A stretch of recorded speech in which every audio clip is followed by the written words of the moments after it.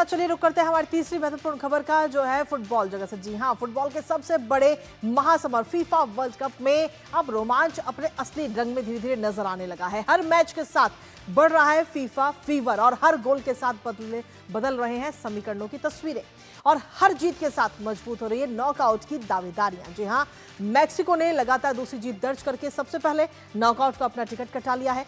Canada ने गोलों की बारिश कर इतिहास रच दिया। तो वहीं स्विट्जरलैंड की बात करें तो ये टीम तूफान बनकर बोस्निया पर टूटी, जबकि दक्षिण अफ्रीका और चेक गणराज्य की अगर हम बात करें तो उनका मैच इस बार ड्रॉ नजर आया है। तो सीधे तौर पर जो फीफा वर्ल्ड कप का जो फीवर है वो इस समय और ज्यादा बढ़ता हुआ नजर आ रहा है। और अब ऐसे में सवाल ये है कि मैक्सिको तो अब इस समय नॉकआउट में आ ही चुका है और ऐसे में मैक्सिको की लगातार दूसरी जीत और दक्षिण कोरिया को 1-0 से मैक्सिको ने हराया है और जिसके साथ ही नॉकआउट में भी एंट्री ले ली है। दक्षिण कोरिया को 1-0 से हराया, जहां लुइस रोमो के गोल ने ये बड़ी जीत मैक्सिको को दिलाई है। 50वें मिनट में ये गोल दागा है। और कनाडा की अगर हम बात करें तो कनाडा ने भी अपनी पहली जीत जो है वो इस समय दर्ज कर ली है। और कतर के साथ कनाडा का ये सीधे तौर पर हम देखें तो ये मैच था जहां कनाडा की पहली जीत और कतर को 6-0 से रौंदा है। जोनाथन डेविड की शानदार हैट्रिक और साथ ही लारिन सलीबा ने भी गोल दागे हैं। कतर की अगर हम बात करें तो कतर ने 2 खिलाड़ियों को रेड कार्ड भी कतर के जो 2 खिलाड़ी हैं उनको रेड कार्ड भी दिया गया। दूसरे हाफ में 9 खिलाड़ियों के साथ ही कतर जो पूरा गेम है वो खेला गया और इस्माइल कोने की चोट से कनाडा को झटका भी लगा है। और इसके साथ ही अगर बात करें कनाडा ने जहां पहली जीत दर्ज की, वहीं दूसरी तरफ एक तरह से हम देखें तो नया बादशाह भी कनाडा बनता हुआ नजर आया, क्योंकि ग्रुप बी की अगर हम बात करें तो ग्रुप बी का नया बादशाह कनाडा बन चुका है। 4 अंकों के साथ कनाडा इस समय टॉप पर है और गोल के अंतर से अगर हम देखें तो स्विट्जरलैंड को पीछे छोड़ दिया है कनाडा ने। अब अगले मैच की अगर हम बात करें तो 24 जून को स्विट्जरलैंड से अगला मुकाबला होगा और कनाडा की नॉकआउट की जो उम्मीदें हैं वो भी इस समय और मजबूत हो गई हैं। स्विस तूफान से में अगर हम देखें तो बोस्निया ढेर हो चुका है। और सीधा रुक करते हैं इस वक्त हमारे साथ हमारे सहयोगी गौरव इस वक्त जुड़ रहे हैं। गौरव, धीरे धीरे एक तरह से हम देखें तो जो रोमांच है फीफा वर्ल्ड कप का वो और ज्यादा बढ़ता हुआ इस समय नजर आ रहा है। तो वहीं मैक्सिको इस समय नॉकआउट में एंट्री कर चुका है।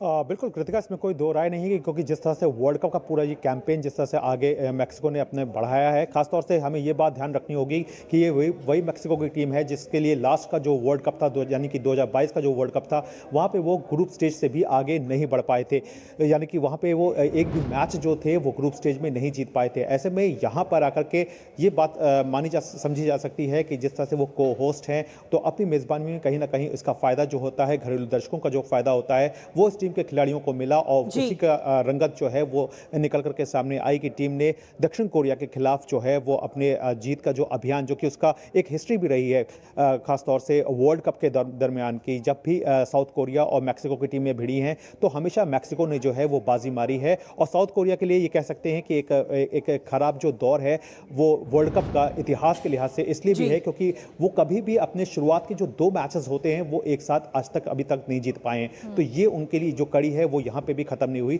हालांकि इस मैच में उन्होंने काफी फाइट बैक किया और एक बार 87वें मिनट में उन्होंने बहुत अच्छा एक चांस जो है वो गोल करने का बनाया था, जिसे मैक्सिको के गोलकीपर रॉल जिमेनेज ने जो है वो नाकाम कर दिया। तो ऐसे में अब साउथ कोरिया के पास मौका ये है कि वो जब दक्षिण अफ्रीका के खिलाफ उतरेंगे तो वहाँ पे क्योंकि इनकी टीम अच्छी है और जो आज का जो मुकाबला था उसमें भी काफ़ी हद तक जो बॉल पे कंट्रोल था वो उन्होंने बना करके रखा हुआ था। पोजीशन काफ़ी अच्छे तरीके से अपने पास बॉल की बना के रखी हुई थी। खिलाड़ियों के बीच जो तालमेल था वो भी काफ़ी अच्छा तरीके से सामने देखने को मिल रहा था। तो ऐसे में जब दक्षिण अफ्रीका के खिलाफ दक्षिण कोरिया की टीम उतरेगी तो उसकी नज़र जो होगी यहाँ पर जीत हासिल करके कम से कम अपने आप को अगले दौर में पहुँचाने की रहेगी।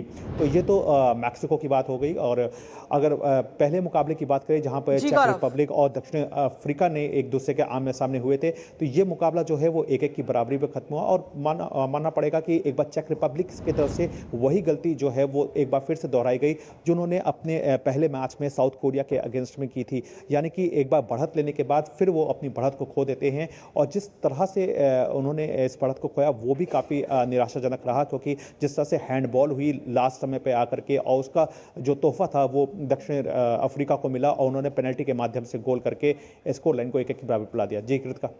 जी बहुत बहुत शुक्रिया गौरव, तमाम जानकारी और अपडेट्स हमारे साथ साझा करने के लिए। फीफा वर्ल्ड कप से जुड़े हुए लगातार फीफा वर्ल्ड कप पर आप अपनी नजर बनाए रखिएगा।